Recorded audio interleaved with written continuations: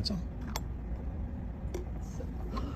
Mais qu'est-ce qu'ils ont rajouté pour provoquer ce phénomène de solidification de l'eau? Eh bien, il s'agit de cette bactérie toute Encore mignonne, Pseudomonas syringae. Mais du coup, comment ça se passe? Eh bien, bienvenue dans le laboratoire du micro-monde, c'est parti.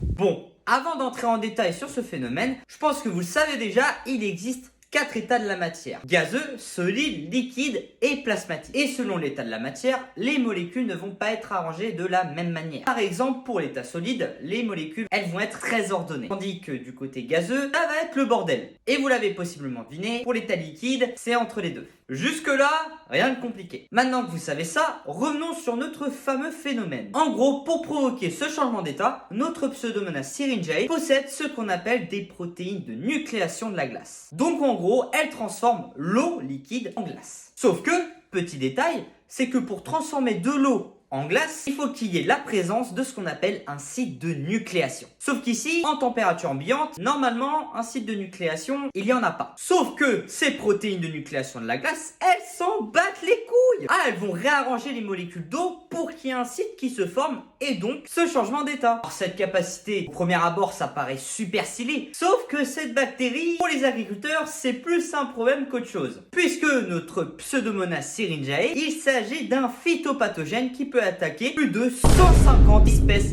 végétales, des arbres à fruits, des plantes et plein d'autres choses. Et donc elle peut provoquer de sacrées pertes économiques dans des pays où lesquels l'agriculture est un gros pilier. En tout cas, c'était tout pour moi pour aujourd'hui. Je vous dis à la prochaine. Prenez soin de vos légumes et de vos fruits. Chase!